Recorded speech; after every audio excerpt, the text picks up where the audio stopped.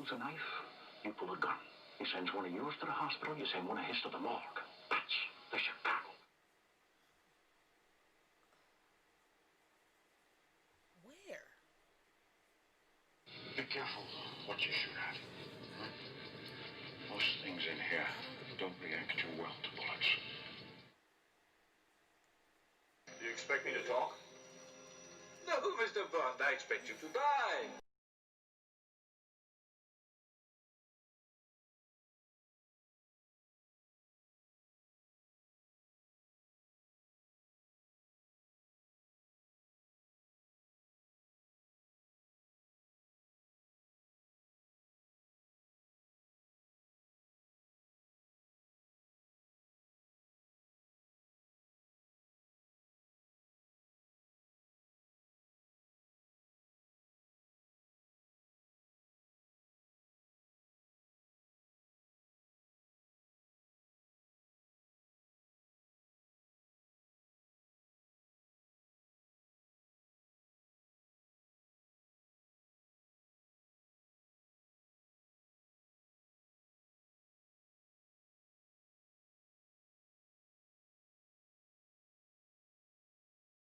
Oh, come on now. I'm bursting at the seams here. Okay. All right. It's all right. Okay. We go live now. Okay. Come on now. I'm bursting at the seams here. Wait. All right, we don't got no music, right? No music. All right. I think I remember the theme song. Do you? Down, down, down, down, down, down, down, down, down, down, down, down, down, down, down, down, down, down, down, down. Ding ding ding Ding ding ding ding ding ding ding ding ding ding ding ding ding ding ding. Yes. Down down down down down down down down down down. What? Hold up. We got in the studio Sam Jackson. What'd you say, Sam Jackson? Ain't no fucking ballpark either. Oh, come on, Sam, man. Dang, always the music critic, this guy. Oh my God. Hey y'all. Da, It's, da, da, da, da. it's Jackie Lukman. And I'm here as Baba Lukman, Abdul Shahid Lukman. And welcome to another episode of Live and Coffee, Current Events and Politics in Lukman Nation. The most dangerous show on social media. Oh my God. And a special episode of Live and Coffee, Current Events and Politics in Lukman Nation. The Election Day Eve, the official Election Day Eve show. We're not going to be able to broadcast live tomorrow from Lukman Nation, Right. because I will be covering the election with Sputnik News from 8 p.m. until 1 o'clock in the morning, or whenever, we figured out that there's not going to be a winner. So we will not be broadcasting live. So we figured we had better go ahead and do a show tonight to just go over just the craziness of this whole election cycle, this everything, just Right. everything. Oh my God. So, I mean, what Well, are I you mean- feeling? What are you feeling like? How you feeling? Tell me how All you right, feeling. all right. Well, let me just straighten this out, because see, we're making some changes here. First of all, I'd like to thank everybody who was joining us on YouTube, because Yes, thank you. we're not look. We're not doing Facebook. I'm gonna let you know this right now. Why? We're not doing Facebook. We're not doing it. And we're not doing Facebook for a simple reason: is Facebook keeps screwing around with what we're trying to do. They got us. And look, family, y'all family. We can let you in on this. We're going to be streaming exclusively on YouTube, because Facebook been messing around with us. And what do you mean by messing around with us? Well, we got a couple of threats. They're talking about, they might unpublish our page. Basically, what they're trying to do is stifle using Facebook as a platform for activism. That's what they're trying to do. So they're making it hard on people like us. You know what I mean? So what we're going to do is We're going to ride the Facebook train until we can't ride it no more. Yep. But we are already looking at other venues and other methods of coming to bringing our message and still doing what we do as Lukmans and bringing it to you. So we appreciate you guys for coming over here. Once again, nothing has changed. Tell your friends, your enemies, everything about what's happening over here with the Most Dangerous Show. Especially your enemies, because after tomorrow, we're going to need your enemies to get some stuff. Right. So it might, kind of bear with us today because we had some equipment failure. Yeah. So that's the reason why I had to do the theme song. That's the reason why we're trying to get some things back and forth. We had some equipment failure. And so we're really trying to, get everything back together again, and we're working on that. So bear with us. This show, as you see, I'm looking over here with the camera, see it, right? Yes. So, yeah, that's right. So, again, as you see, the title of our stream is, Election Eve Shenanigans, because this whole damn election cycle, the whole process has been shenanigans. So, if you got a problem, and I know most of you guys don't, but if you have a problem with us being a little silly and a little, we're kind of going to let our hair down. There's not so much of a, we're not going to be like ultra serious and stuff like that. I think Jackie kind of took care of that yesterday with the live stream, had everybody running to the fucking hills. You know what I mean? Oh my God, But anyway, yeah, we're just going to discuss some things that we see today. We won't keep you guys long. But we just some things as we go into tomorrow on the official election day. This is one of the things that we wanted to make clear too, because we hear so many people say, "Oh, tomorrow is the day." We've already been. People have already been voting. Right. So there's no such thing like the traditional election day and everybody comes out. No, I mean I think like 90 million people have already voted, early voting already. 90 million. I mean a large percentage of the voting populace have already voted already. So so it's in effect. Tomorrow is the official day. Right. But we already know when we talk about Lukman Nation shenanigans for the night, we already know, man, that the shenanigans is already brewing elsewhere. The shenanigans been Yep. old. A lot of people have been talking about how the Trump administration is he's staging a coup, and yeah, the Trump administration is planning on doing some really shitty things. And see, this is the kind of stuff that we have problems with because when our equipment just decides, nope, I don't want to do what you want me to do. There we go. We're back. So yeah, the whole, yeah, I know, Kai, no video. We'll be back in a second. There we go. See, just have to get up and push a button, and thankfully you didn't see my pajama bottoms. So, a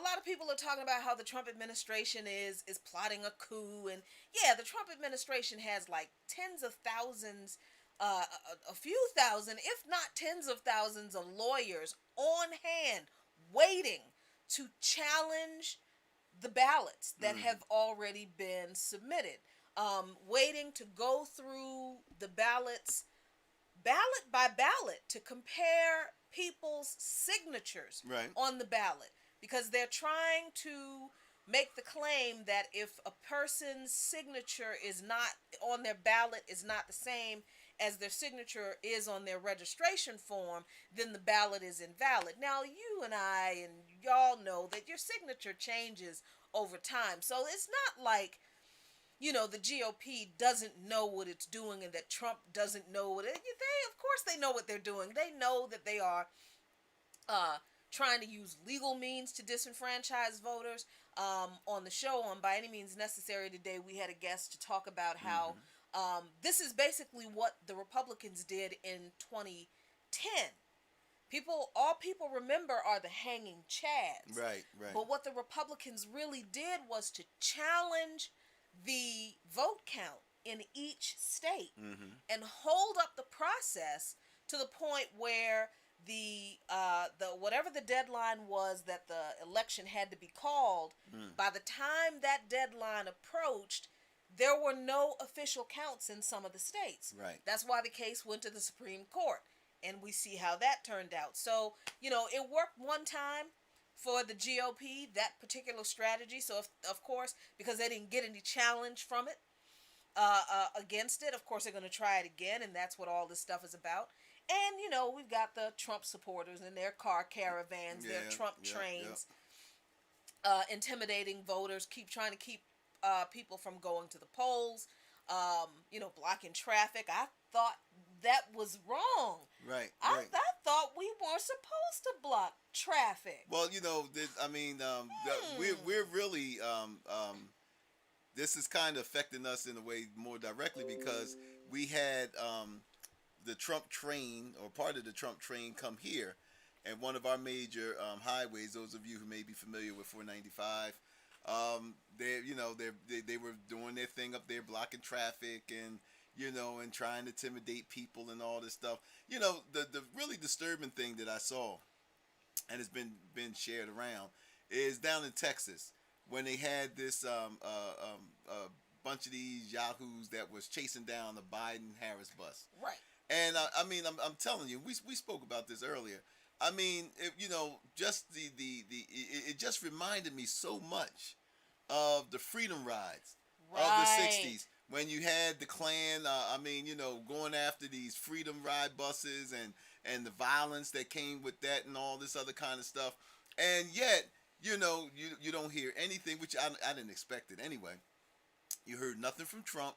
You heard nothing from his administration condemning none of these things. This stuff is encouraged by this guy. It's encouraged by the administration. This type of behavior from these type of people have been encouraged by Trump and Bannon and all of them from day one of his administration. And so when I saw this, I said to myself, and we were talking about the hypocrisy of it that you was alluding to, is the fact that when Black Lives Matter was up there blocking traffic and trying to draw attention to the extrajudicial killings of black people and Native American people, but primarily black people, oh wow, it was like, oh well, why you guys got to block traffic? I mean, people were being ran over. There was criticism, even by so-called allies who were sitting up there talking about, well, that's not the way to do it. I could be on your side if you just didn't hold up traffic. What about the ambulance? Right. What about the emergency vehicles? What about this? What about that? And so it was all this criticism about the methods, which we already know, folks, that no matter how black people protest, it's never going to be accepted. There's never going to be a stamp of approval from the majority of Americans when black people protest, because we're supposed to be like the Chinese and not start any trouble. And that's not a racist thing. I heard somebody actually said that on C-SPAN, but yeah, but now here we got, this Trump train. And these people that's going around trying to intimidate voters and talking about showing up at the polls and all this other kind of stuff. It is 2020, and it's reminiscent of the 1960s and even before then, of how this white racist terror or white supremacist racial terror, because I'm not going to assume that everybody in those vans are white, but the white supremacist terror that is being deployed in order to intimidate a large portion of the voter population. Yeah, and I'm glad you made the point that you did about not assuming that everybody in those cars and in the Trump train is white, because the driver who is accused of running into the Biden bus was the same guy who was accused of driving through an anti-racist protest in somewhere else earlier this summer in Texas, and his last name is Cisneros.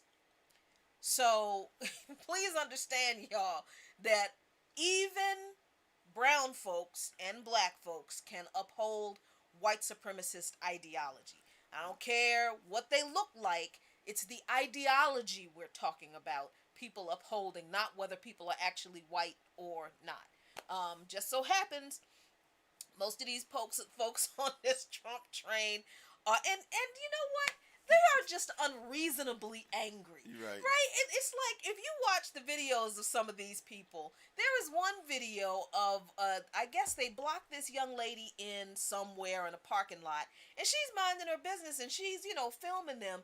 This lady, Trump lady, gets out of her truck, and I mean, she was almost, if a rabid human being, you could have filmed a zombie movie off of this angry white woman's actions. Like, I mean, they are unreasonably angry. They're just angry for no damn reason. But this is what makes them dangerous. And see, we had these conversations before with folks, nice progressive folks, who didn't want to believe that their neighbors, their countrymen would ever support this kind of thing. And I just recently had conversations with folks about how dangerous these people are, intimidating people at the polls. And they're like, oh, these clowns. Remember when somebody said that in 2016 and what happened in Charlottesville? Right. So you got white people still like, oh, these clowns. How are they going to stop anybody from voting? All you have to do is laugh in their face as you walk up to the polls and go ahead and vote. Oh, for real? When they are not only blocking highways, but the cops are letting them do it. And then the cops are even, as I think Lene said in the chat here, when the cops are even pepper spraying and keeping voters in North Carolina, I think it was, from marching to the polls. But y'all, some of y'all don't take, and it's none of y'all who are watching on here right now, none of y'all, but if the person who I had this interaction with watches this, yeah, I'm talking about you. Because I'm sick and tired of white progressives treating us as if we don't know what the fuck we're talking about when it comes to racist ass white people and what they won't do in this country. There's nothing that they won't do to us in this country if they feel like they have the cover of law to get away with it. And what you're seeing tonight, what you've been seeing since Sunday, and a few days before with these people in these Trump trains and Trump caravans, blocking highways and stopping people from voting and intimidating people and showing up to the polls with weapons. Oh, this is just the beginning. So my question to y'all progressives is, if y'all think these people are so little of a threat, then when y'all gonna get up off your asses and go to the polls and protect people who are going to vote? That's what I want to know. I'm just very curious as to, what people are going to do to protect people who are going to go vote. Well, I mean, I put it like this. I think a lot of this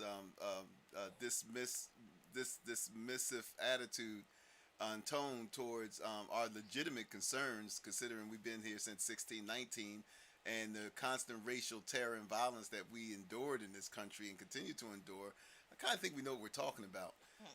But on the flip side of it, I think that these people get emboldened because not only being, as you say, having the cover of law, but also having the cover of silence from the rest of the citizenry, and the passive acceptance. Because I want to get into that in a way about the passive acceptance that black people in this country and this whole election cycle. This passive acceptance of our condition here. I mean, here it is, 2020, and once again, the weariness and fatigue of being told as a black person in this country, as someone who's constantly. But see, I wasn't the fool to listen to y'all this time, but I'll leave it at that. But the thing of it is that this fatigue of always being told that. If we all don't come together, the country's gonna go to hell in a handbasket. Come, black people, suit up, suit up, black people. Yeah, we know we didn't get to a lot of your concerns. We didn't get to a lot of the agenda that you want. Hell, we didn't even come up with an agenda. But suit up, But suit up, black people. We need you. Get in there and you know, and let's save this democracy. Let's go in there and say that. And then once we save this democracy, then we're going to go back to the locker room and we're going to sit down and we're going to, you know, we're just going to just go, you know, everything that you have concerns, we're going to, but you know, gosh darn it, you know, we saved democracy. Now it's time for us to put our heads together and kumbaya it, and we'll get it together. And you know, and the fatigue of every election like this, as far as I can go back, has always been this. We black people had to suit up to defeat Reagan. Black people had to suit up to defeat the Bushes. Black people had to suit up to defeat Donald Trump. Black people had to suit up to defeat Nixon and defeat, you know, and all the way, you know, and it's like, we'll get to y'all later. We'll get to y'all later. We'll get to y'all later. And so, you know, this whole passive acceptance, and the reason why I say passive acceptance, is the fact that there is no serious, and we're going to just basically, like maybe go over a little bit about the so-called, about these duct tape plans that the Democrat Party and the Republican Party, these duct tape plans that they claim is going, that they is supposed to be for us. One is on the Republican side is called Trump's Platinum Plan, and Biden is the Lift Every Voice and Sing, which is so insulting. Look, let me tell you something about the reason why. Look, the Platinum Plan ain't much better. But when I heard that Biden plan for Black America is lift every voice and sing. Well, it's just lift every voice. All but right. You know, the and sing is implied. Okay, all right, but lift every voice, right? Now, prior to lift every voice, this is why I don't have a lot of patience for this, y'all. Because prior to lifting every voice, then we had 8 years of lift every boat. A rising tide will lift every boat. And we fell for that. So we had Barack Obama, who swagged his way into our political life, and he said a rising tide will lift every boat. So, you know, we knew it was bullshit.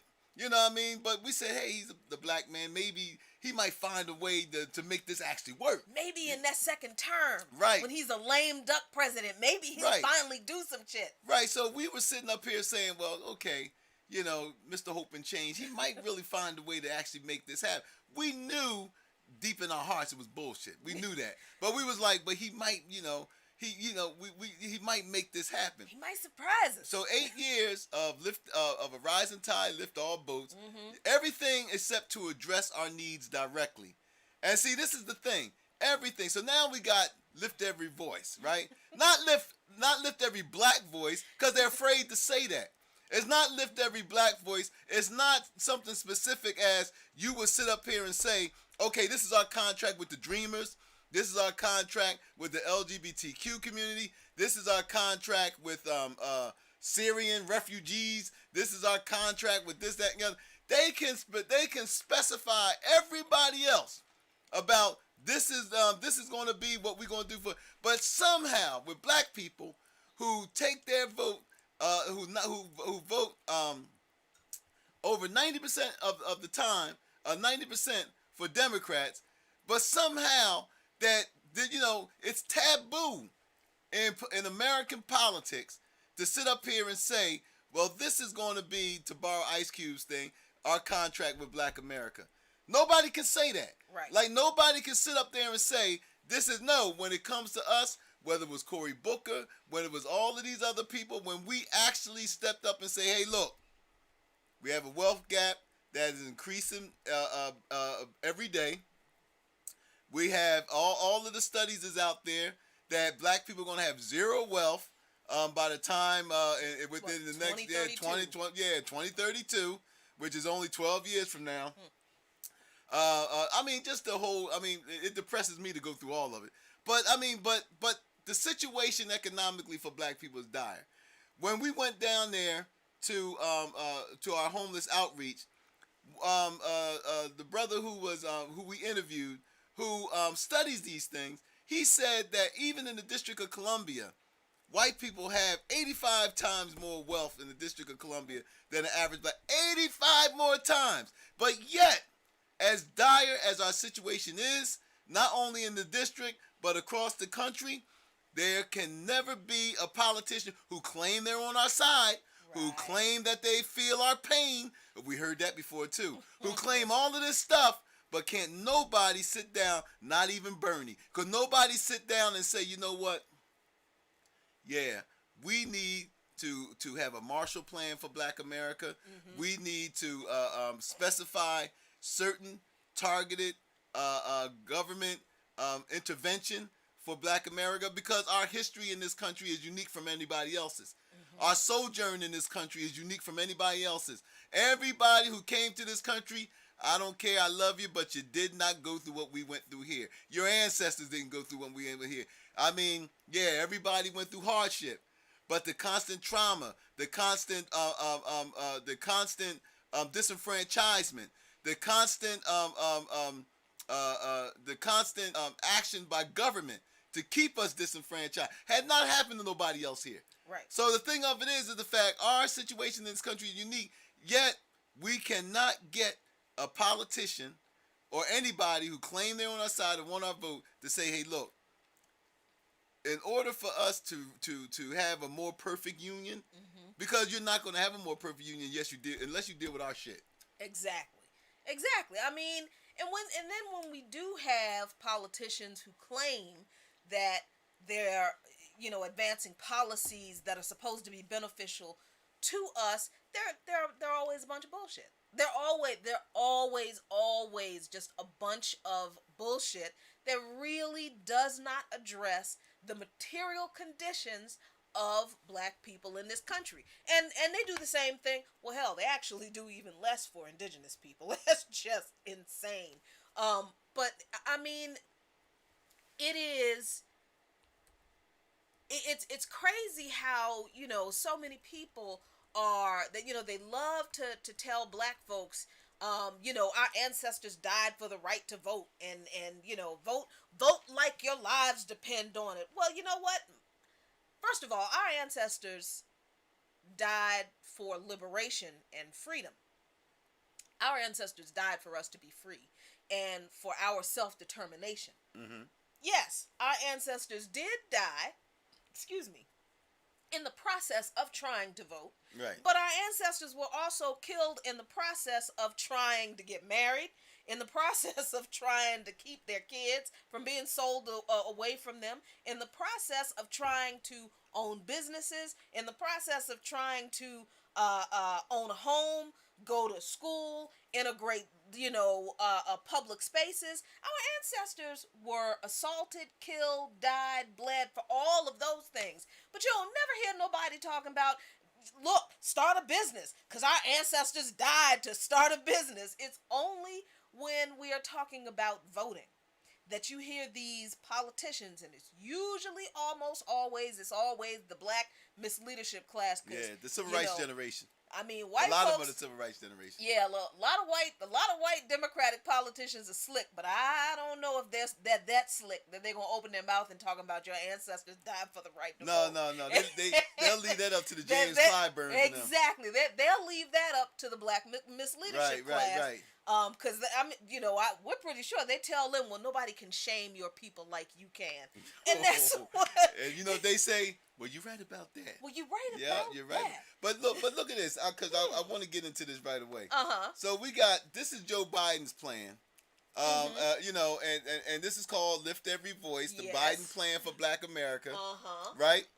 So here it is. It says, this is what he says. He says, Joe Biden knows that African Americans can never have a fair shot at the American dream so long as entrenched disparities are allowed to quietly chip away at opportunity. That's what Joe knows. He knows that. He does know that. That's what he knows. So he is running for president to rebuild our economy in a way. Now, see, we already know by that line right there, we're fucked.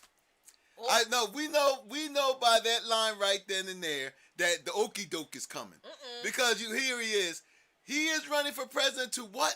To rebuild our economy in a way that finally brings everyone. Oh, see that? Like, I don't even have to go any further.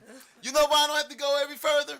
Because here it is. This is supposed to be the lift every voice, the Biden plan for Black America. But what do we read?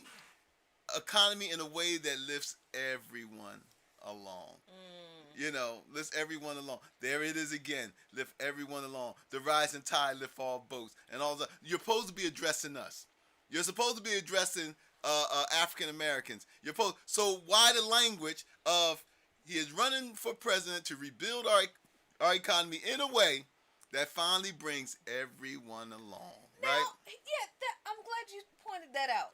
Mm-hmm. Everyone doesn't need to be brought along. You understand what I'm saying? Mm-hmm. This is the problem with the language in these kinds of plans.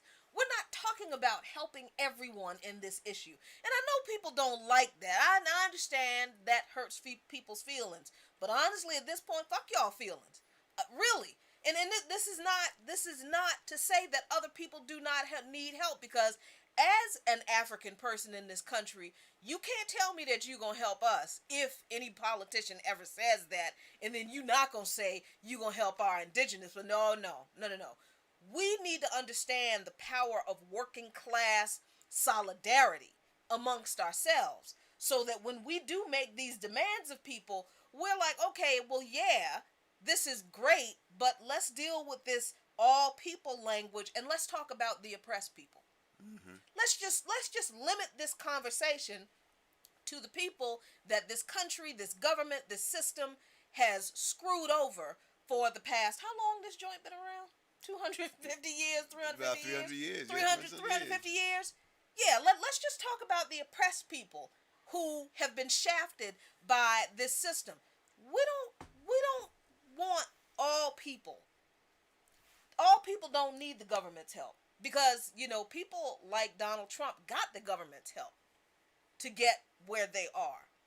The 1%, the 10%, they get the government's help to get what they have and keep it all for themselves, and we get nothing. It's our turn now. So, yeah, I'm glad you pointed out that really they think they slick. Well, and then it goes on to say, and after we bring everyone along, and that starts by rooting out systemic racism from our laws, our policies, our institutions, and our hearts. Stop right there. There is no politician or political anything that can root out a feeling from people's hearts. This is the kind of emotional bullshit that I'm sick of hearing from politicians when they talk about systemic racism. Well, and the symbolic garbage, this symbolic sentimental garbage that they give when they're addressing us. Yes. They don't go to the dreamers and say, and I'm glad you say it. When I bring up these different groups, it's not hostility towards these groups. I'm using them as an example. Obama didn't go up there and say, hey, look, what we're going to do is we're going to extricate out of the hearts of the bigots and the racists and the xenophobes. We're going to tear that out of them, and we're going to make sure that that you guys have a fair shake here, because we're going to deal with the black hearts of the racists, right? So, but he didn't say that. Right. What he said was, who gives a damn if they don't want you here? We're going to have policies that they're not going. We're going to have policies to make sure that you become citizens and all of this stuff. This is this ain't dependent on what somebody feels. Exactly. This is the kind of stuff that Democrats do that just continually, perpetually, endlessly pisses me off. This emotional pablum that they throw in there. Oh God. Anyway, continue. Now, all right. Please. So now, the next of this paragraph is all about COVID and all this stuff, which we know COVID had a disproportionate economic impact. So they remind us of this in the third paragraph. How COVID been kicking our asses, and 90% of African American owned businesses are estimated to be shut out. So we get all of the stuff that we already knew and didn't have to be told about. But but it's a reminder that yes, our situation in this country is dire. So now, tackling systemic racism and fighting for civil rights has been a driving force throughout Biden's career in public service. That's a damn lie. He has a record of fighting for and delivering for the African American community. As well, he has a record of delivering African American communities to the prison system. But anyway, so he has. But they said that as a U.S. Senator, he co-sponsored the Civil Rights Act of 1990 and all this other kind of stuff. Biden also led efforts there. But again, let's get through all of this stuff because let's actually get to the so-called meat and potatoes of what this Lift Every Voice is supposed to be about. So the Biden plan for Black America will, Minister Farrakhan, will you do the honors? Thank you, my brother. Advance the economic mobility of African Americans and close the racial wealth and income gaps. Expand access to high quality education and tackle racial inequity in our education system. Make far-reaching investments in ending health disparities by race. Strengthen America's commitment to justice. Make the right to vote and the right to equal protection real for African Americans and address environmental justice. Now, Thank you, Minister. Thank you, Minister. You're so welcome. Now, this is the thing. With all of this stuff here, the reason why this means nothing. Advance the economic mobility of African Americans and close the racial wealth and income gap. How? Well, expand access to high quality education and tackle racial inequity in our education system. How? Make far-reaching investments in ending healthcare disparities by race. How? Strengthen America's commitment to justice. When? Make the right to vote and the right to equal protection real for African Americans and address environmental justice. So you don't get targeted policy. What we get is this vague, we're going to advance the economic mobility of African Americans. Well, you know what? And I think that you had said before, Jackie, about some of the examples was, as they always been throwing at us, black capitalism. Yep. Targeted tax breaks and this and that and the other, which has always been shown that our community never get a chance to utilize because they put these loopholes in these things for other groups of people to utilize these things that was supposed to be specifically for us. Exactly. I mean, even the details in behind this plan, just ridiculous. They're not going to change too much of anything for most of us, right? The advance the economic mobility of African Americans and close the racial wealth and income gaps. First thing they say, invest in African American business and entrepreneurs. Listen, it's not that we have a problem with black people owning businesses. It's just that black people owning businesses is not going to get us free. Right. But see, capitalists don't want us to be free, so they keep throwing us these fucking crumbs about giving black business owners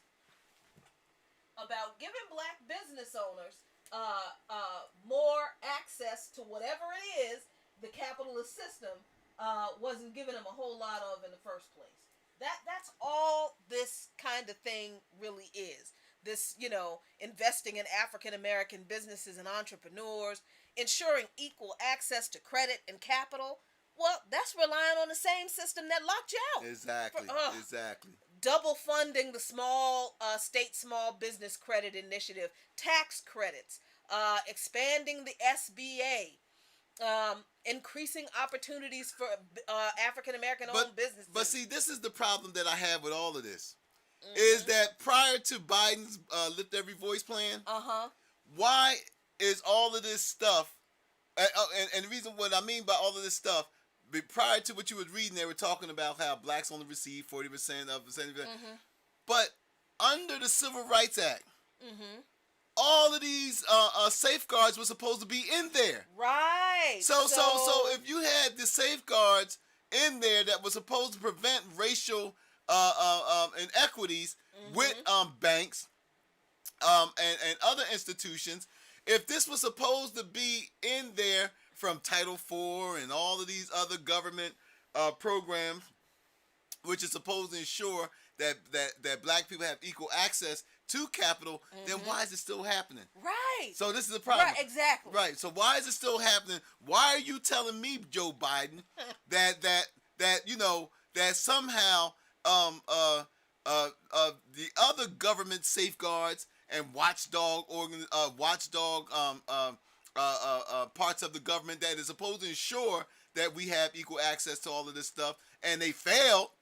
Why are you telling us that all of a sudden your watchdog is going to be more vigilant? Exactly, because so much of this plan, and you can go on the website and read it.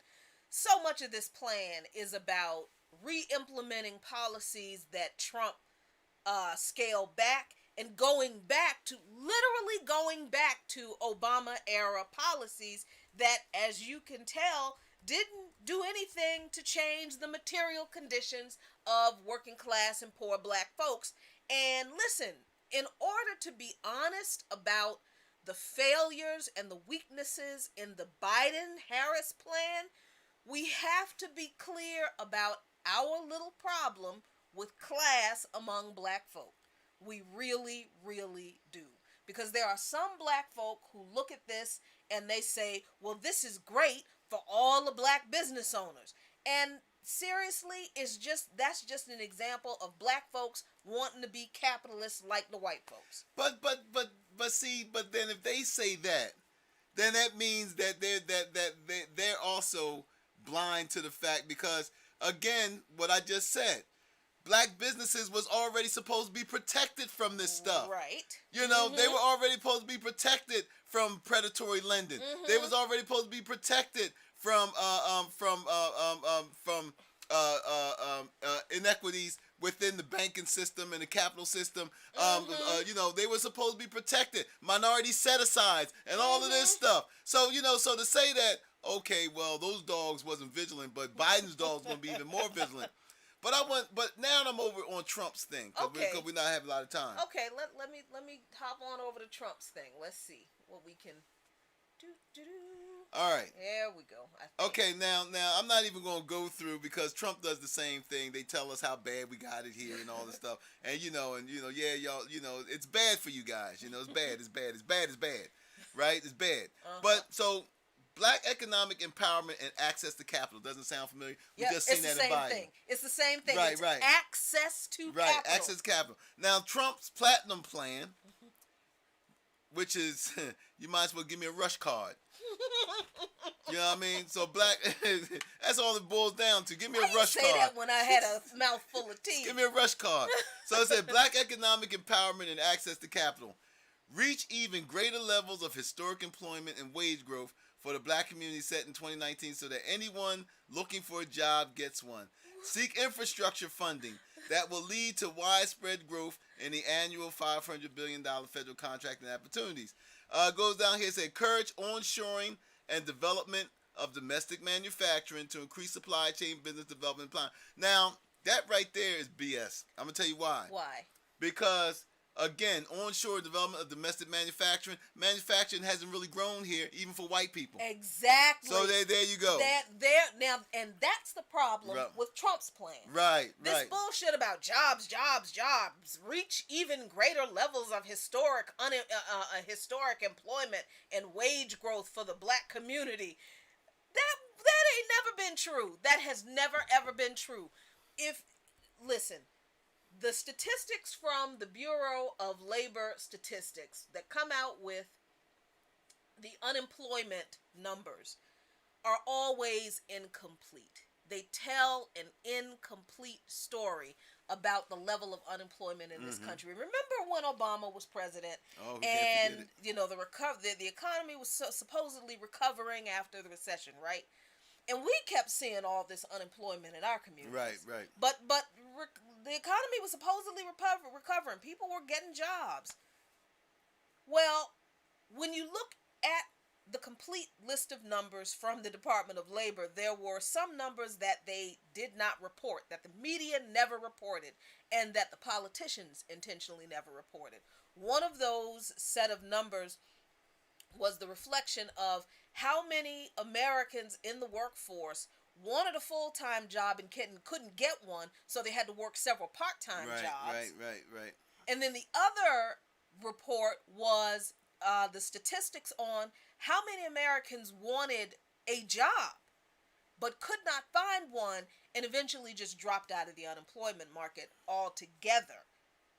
So, and I remember Republicans back when Obama was president always questioning whether, those the unemployment statistics, which were getting better and better under the Obama administration, were actually true because of those numbers that were not reported. Right. Now, all of a sudden, these people are using the same well, not all of a sudden. These people, the Trump administration, are using the exact same tactics. And the exact same people, not just politicians, but regular folks who hated Obama because they were racist, not because they actually didn't like his policies, just because there were a bunch of racist white people who didn't like the black guy in the White House. They questioned these numbers under Obama, but they believe everything. They believe it all when it comes from Trump. And the same issues with the unemployment numbers that existed under Obama, they're the same issues now. And this was before COVID, by the way. Exactly. This was before COVID. Unemployment was nowhere near the so-called historic lows that had been reported by the Trump administration. So Trump's whole plan, this oh my God, where is there's one part in here about protecting American jobs from immigration. Oh my God, just the kind of and this is where I think we need to be very clear on having working class solidarity in this country. Because we need to not let politicians do shit like that. Or any group of people pit the problems or the struggles that one oppressed group of people faces and scapegoat another group of oppressed people for those problems. The problem with black American unemployment doesn't have anything to do with immigrants. It has everything to do with capitalism. That's the problem. The capitalists and the politicians, the business owners, the corporations, they're the problems for not wanting to pay people a fair wage. All people. But that's not the way Trump has shaped his plan. Half his plan is based on a bunch of lies. Well, a third of it based on a bunch of bullshit. Right. A third of it is based on the same black capitalism from Nixon that you'll find in the Democrats' plan, and a third of it. But you also can't get the Democrats off the hook either, because yes, it's true that a large segment. That a large part of the problem is stagnant wages and stuff, which have been stagnant for decades. But it also was the Democrats' passive, punkified behavior towards this Republican push towards busting up unions. The working class in this country, the working class in this country gained from union membership. Yes. And they gained from union membership, and ever since the attack on unions, with the help of the media, which allowed corporations to put the message out there through media that somehow unions were somehow against the worker because of corruption and because of we can remove the union, because that was the thing that the conservatives were saying to the working people. They were saying, the unions is basically preventing you guys from having a higher standard of living, because the employer would rather deal with you, and so you get rid of the middleman, and then you can bargain for yourself, and people bought that. Yep. Working class bought that, and what happened was, after that was done and the workers didn't stand up for themselves and didn't understand how much they benefited from the unions, then as soon as the unions lost their power and their bargaining power, then came the right to work. That's and then came right. So they hit you with the right. Bam. Right? And then after you were staggering and you was like, Then it came up with the left cross, and then all of a sudden, then what happened was they got the double whammy. The first whammy was to get you to accept that because I used to hear it all the time. Working class people talking about, first they started with the teachers union. They started with and all of a sudden it was like, well, these unions are this, and you would hear these folks on C-SPAN and all this other kind of stuff being led by the Rush Limbaughs and being led by all of these talking heads, which was mainly on the right, telling them how bad unions was, and that it was unions that were the problem, and that the unions were demanding too much from the poor capitalists, and the poor capitalists, they're just tearing at their dollar bills because they would rather, because in their hearts of heart, they want you to enjoy what they have, but those evil union people, they just want bosses. They're just greedy, and they're taking all of the benefits and stuff, and they're keeping it. They're not giving it to you, and so people believe that. Then as soon as folks started to cast aside the union and go against the union, then what happened was the double whammy. Is now these Republican governors and lawmakers start passing right to work laws and all this stuff, further weakening the bargaining power of the workers. So, and the Democrats, what did they do? They sat by and they allowed it to happen. You and I were talking about the commercial that you don't even hear anymore. Look for the union label. Right. When you are buying a shirt, a coat shirt or blouse. Right. Now, this was something that we took for granted because we hear it all the time. Yep. You don't hear that commercial anymore. You know why? So my point being is, I'm glad you brought that up, Jackie, because we have to understand that when it comes to Lift Every Voice, the Platinum Plan and all this stuff, all we getting is rush cards. This right here. Now this is something that this is something that Trump says too. More education opportunities. Education African Americans can choose, which is nothing but charter schools. It's charter schools. It's school choice. It's school choice. Anytime people, and by the way, the Democrats under Biden, they're not going to eliminate that. They're pro charter school too. There's some charter schools out there that do a good job, but any school movement that takes away the power that students, parents, families have to get a quality, free education in public schools is an enemy of the people. That it just really is. It is neoliberalism in the education system. It's privatization of a public service that should be provided for and paid for by the federal government and at the state level through our tax dollars, equally and equitably. But that's not how our system is set up.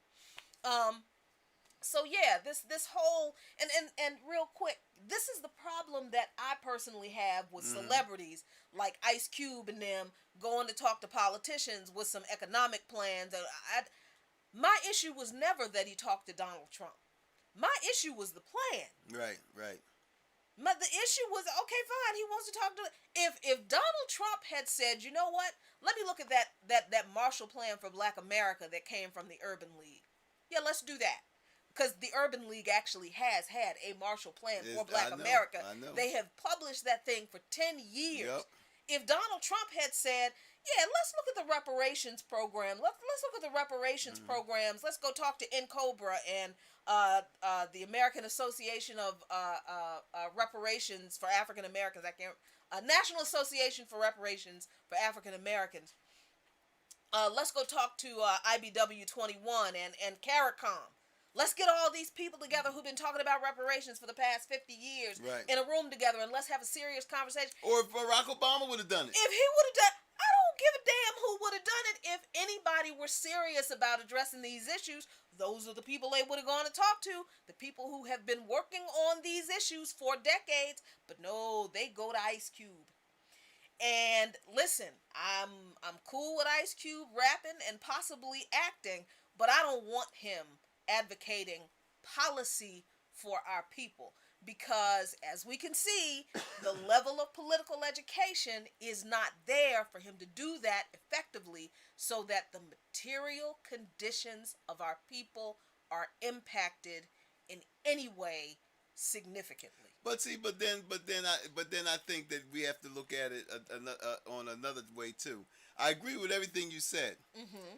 but I also think that the Democrat Party should pay attention when an Ice Cube and a Lil Wayne and them um um start paying attention to a platinum plan. True. You know what I mean? Yes. I think that the Democratic Party needs to start paying attention, as much as ineffective as this may be. But they need to pay attention when the Lil Wayne and the Ice Cube and others who have a lot of influence with a large segment of young people in this country. Hip hop is a major force not only in the United States but in the world. But let's just take the United States. Mm-hmm. Hip hop is a major influencing force, not just for blacks, for white kids. Mm-hmm. It's a major influencing force for young people. Period. Mm-hmm. And so, Lil Wayne don't just have black fans. Ice Cube don't just have black fans. Common and 50 Cent and all them, they don't just have black fans. Kanye West. So what if there was any kind of clear thinking on the part of the Democratic Party to say we need to keep black people in our corner? But when you start seeing people like Lil Wayne and Ice Cube and them kind of say, well, let's see what these guys got over here. They're not just going, that's just not an individual person going there. That is a whole fan base that he is taking with him. Yep. That's a good point. It's like, well, man, Lil Wayne is being engaged in this platinum plan. Well, I bump his records. Let me see what he's talking about. Right. A lot of these rappers are starting to get into podcasting now. I've heard a couple of rappers now that's even entertaining this platinum plan stuff. So my point being is we can't sit back and think that these rappers that is something that I won't say that they don't have to take seriously. Because see, what happened is, one of the things that we can say about the Ice Cubes and the Lil Waynes and others who have ventured to hear what Trump and them got to say. One of the things about them is what they're representing is part of an electorate that is tired of being taken for granted by the Democrats. Exactly. That's a great point, because and I agree with you. I absolutely agree with you. That's the other part of the problem. Yeah, the lack of political education on behalf of the people who are going to meet with Trump and coming up with these shitty plans like the platinum plan and the contract with Black America. Because listen, any political plan that any black person has that has anywhere in that plan, now listen, this is what the government should do, but look, we black people, we need to act right. That shit was in Ice Cube's contract with Black America. That's garbage. That's garbage. So the political education of these folks, of these celebrities, is a serious problem. But on the other hand, the other serious problem is the fact that the Democrats didn't have a response. The Democrats' response was, yeah, we'll talk to y'all later. Right. Yeah, the Trump administration was like, of course we'll talk to you now, because maybe, exactly like you said, we'll get some of your fans to vote for me. Right. Because look, I'm being open to talking to you. And the Republicans and the Trump camp knew what the Democrat response was. The Democrats are terrible at politics. They're really shitty at actual politics and strategy when it comes to actually doing things for people who are not them. But isn't it amazing that and this is amazing that we don't tell ourselves how the Democrats were fearful to talk to Ice Cube because they didn't want to break their precious white Southern coalition. Ooh, right? Come on. But here it is. As much as the racist label on Trump and all them is put upon the Trump administration stuff, and it's true, but yet you didn't see that same apprehension. Nope. There was, if anybody, you would think that Trump and them would say after the election, because we don't want our racist base to think that we even dealing with you. Nope. But again, and I know people don't like this analogy, but I can't think of a better analogy. The Republicans are always playing chess. Always playing chess. They're always 2 moves ahead, and they're on a whole different board. And especially Donald Trump, who is a master manipulator of the media. He's been that way for decades. That's how he got famous. That is literally how that man got famous, by manipulating the media. The Democrats, I don't know what they're doing. I would like to say they're playing checkers, but it looks like they're playing tiddlywinks. And listen, all of this is just a culmination of decades of bad Democratic policy, terrible Democratic outreach to its most loyal base, black voters, terrible Democratic policies. Did I say policies already? Okay, then strategy. That's the other word I was looking for. Really, really, really bad Democratic political strategy, to the point where they didn't do anything to stop the rise of a Donald Trump. They could have. And we talked about those things with, the Supreme Court. They should have nominated. They should have had 2 Supreme Court nominations. But one of the biggest, I think one of the major contributing factors to Donald Trump usurping the presidency is the fact of the Democrats taking their black constituency for granted. Mm-hmm. Black folks stayed home, and what happened is that it went back to Hillary's contempt for Black Lives Matter. Mm-hmm. The fact that they wasn't taking our issues seriously. Now, I'm not saying that alone caused her not to get the presidency, but it didn't help. There was no enthusiasm for the most part, from the black constituent to say, okay, we're going to, in spite of Obama at the last. I mean, the Democrats' problem with us is that they look at us as children. Right. Because Obama waited till the last minute to come on our airwaves and say, if you want to protect my legacy, like he had it like that. Or if you want to protect my legacy, you got to vote for Hillary, right? And the thing of it is that,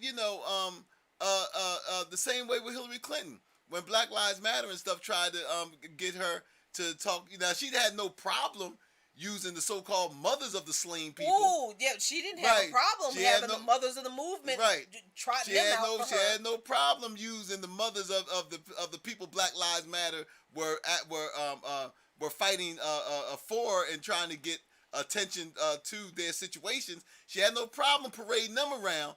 But then when Black Lives Matter came up there and said, hey, look, we need to talk to you about some serious issues that we want to know how you going to address if you become president. And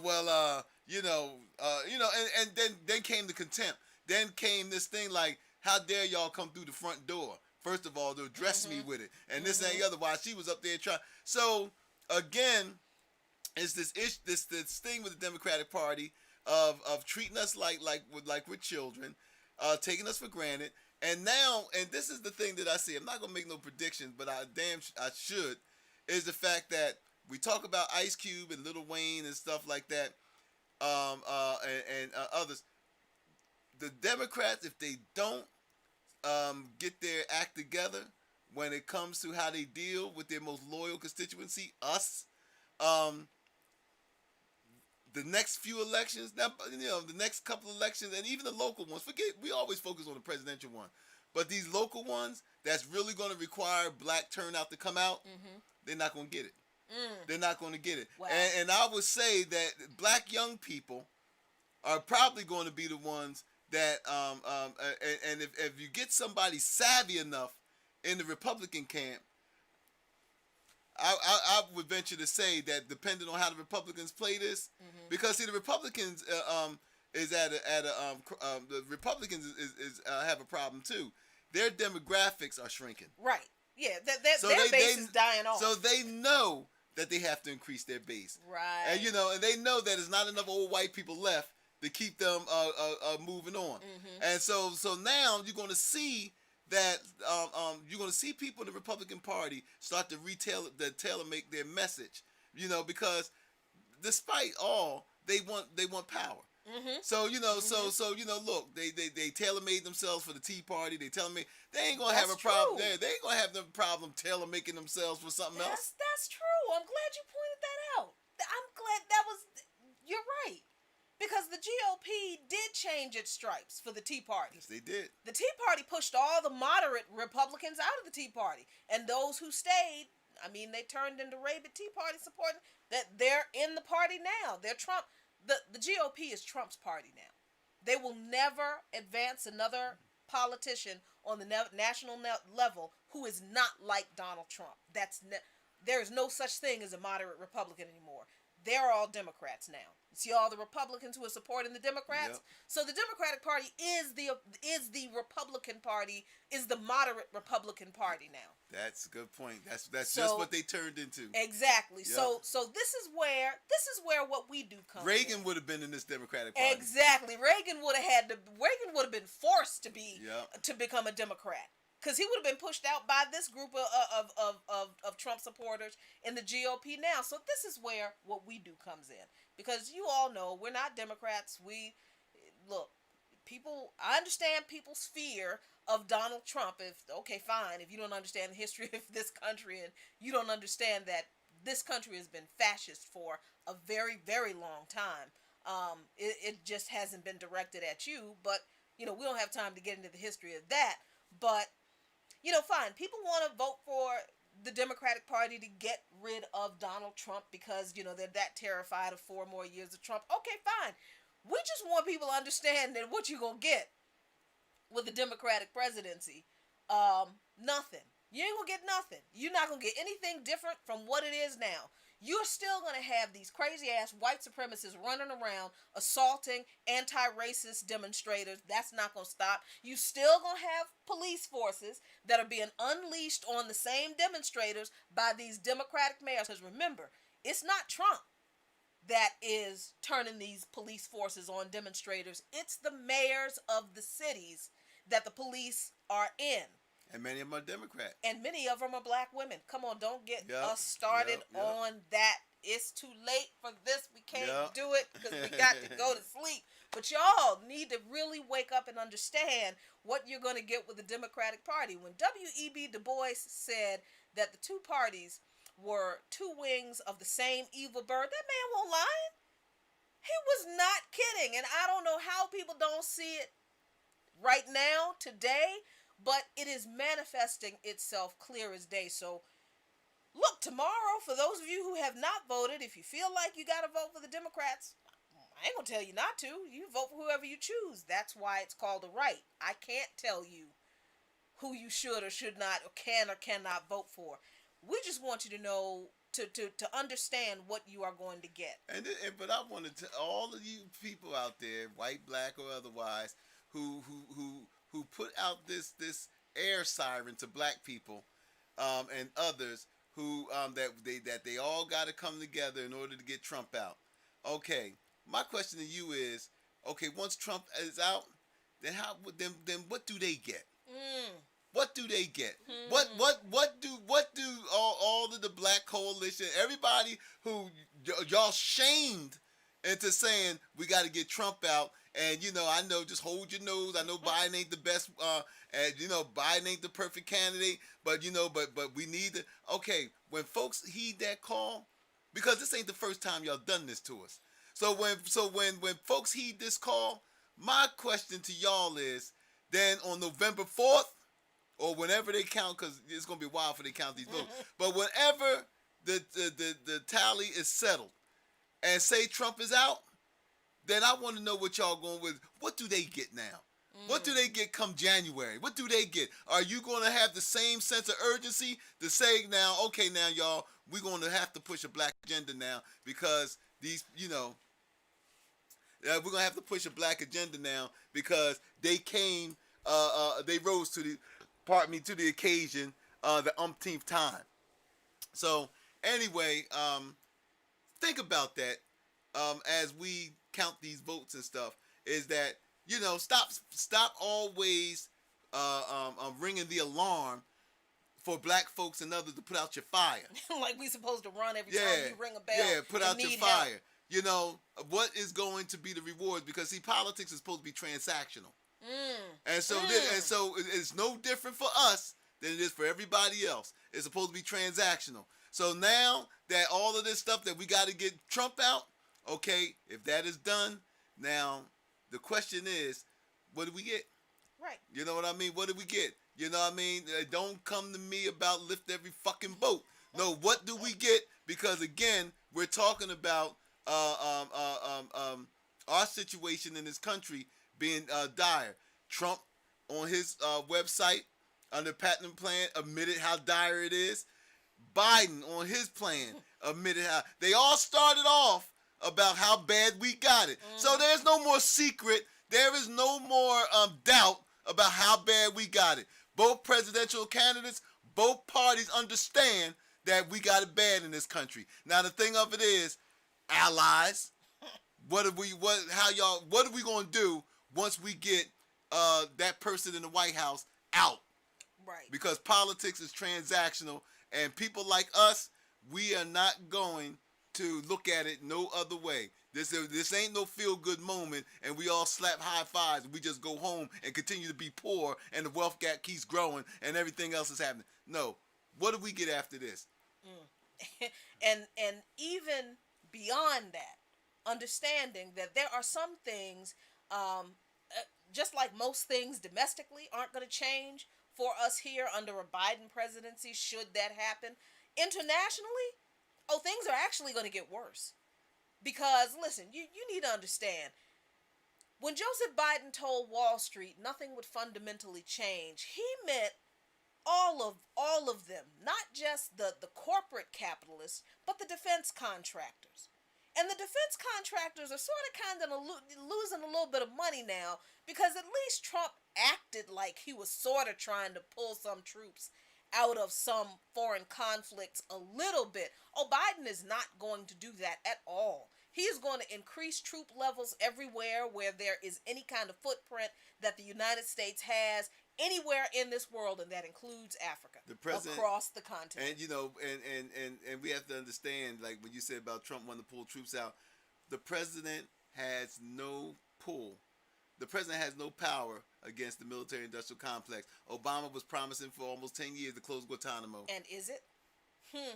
So that lets you know that the president has no control over the military-industrial complex.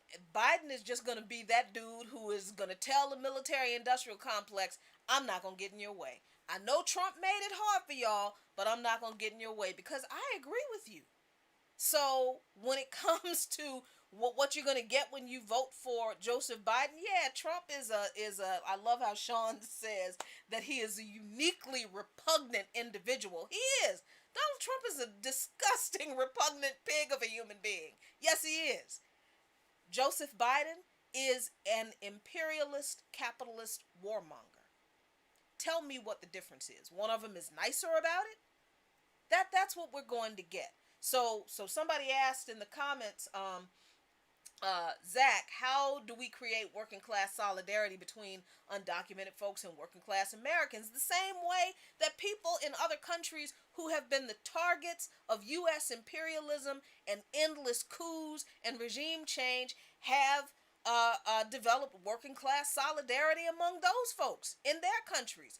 We work at it. You organize. We organize. Organize. You organize. That's it. And that means getting out from behind the computer and going out there in the street and actually greeting people. I understand that we're in the midst of a pandemic, but folks, nothing beats old-fashioned boots on the ground, organizing folks and getting out there and meeting folks where they're at. Exactly. So listen. All right. We've that's hung it. out You got the last enough. word. Yeah. What? No, I said you had the last word. That's good. I'm ready to eat, man. Because I wanted to know prediction. For the presidency? Yeah, come on, man. Oh, Biden. You sure? I'm positive Biden's gonna win this. You're positive. Well, Not like it matters to you and me, but no, but I kind of think that Biden kind of learned from some of the mistakes that Hillary made. I think that Trump, man. I think that people seen what's behind the curtain. See, Trump was an anomaly, man, because he didn't have a record. He didn't have a political record. Trump 2016 was an anomaly anomaly for Trump in a lot of ways. And the main thing is because nobody knew the guy. True. No, I mean they knew him, but they didn't know what kind of politician he is. Now, he can't. He's trying to run like he did in 2016 as the outsider maverick, but nah, man, you got a record now. So so ain't nobody going for that. So I think that I think that the swing states like Pennsylvania, Michigan, and all the ones that he had won last time, I think that those are going to go for Biden. I think that a lot of the white working class that supported him in 2016, I think a large section of them not going to support him now. I think, and some of it's COVID, but most of it, man, is the fact that this government, most of it is the fact that he didn't live up to his promises with bringing jobs back. He didn't live up to his promises about the manufacturing core, which those were the ones that went in his camp last time. That's true. So he didn't go that. And another thing I think that's going to hurt Trump is the way that this government bungled the stimulus relief for COVID. I think that's the nail in the coffin. I think that's the nail in the coffin Too. So yeah. Thank you, Baba Lukman, for your prediction for the election. Tomorrow night, I'll be at Sputnik at Sputnik Studios. Pretty much all pretty much all night long, until they decide to let us go home after they realize that the election isn't going to be called tomorrow night. I don't think that they're going to reach the number for the electoral college tomorrow night. I don't think they will. I think it's going to take at least a week. Yeah, it's going to take a minute, and I think it's going to be chaos in the streets up until that point. So y'all be safe, y'all be good. Whatever happens, we're going to have to organize. I don't care who wins. That's our job. And all y'all people talking about pushing Biden to the left. Well, you can't. Look, if he wins, I want to see you do it. I want to see you do it. That's a perfect note to end on. I mean, hey, as the monkey said, make me a believer. I want to see you do it. So thanks a lot, y'all, for tuning in tonight. I gotta get some new glasses. I'm too cheap I keep hanging on to these broke glasses. It's why we need Medicare for all. Yeah, we'll see you on the other side of this election. Y'all be good. Y'all stay safe and keep your wits about you, y'all, because the hard work is just beginning. Oh, hold up. No music. Go ahead. Doom, doom, doom, doom, doom, doom, doom, da da da da da da da da. What is da da da da da da da. Ding ding ding. Ding ding ding ding ding ding ding ding ding ding ding ding ding ding ding.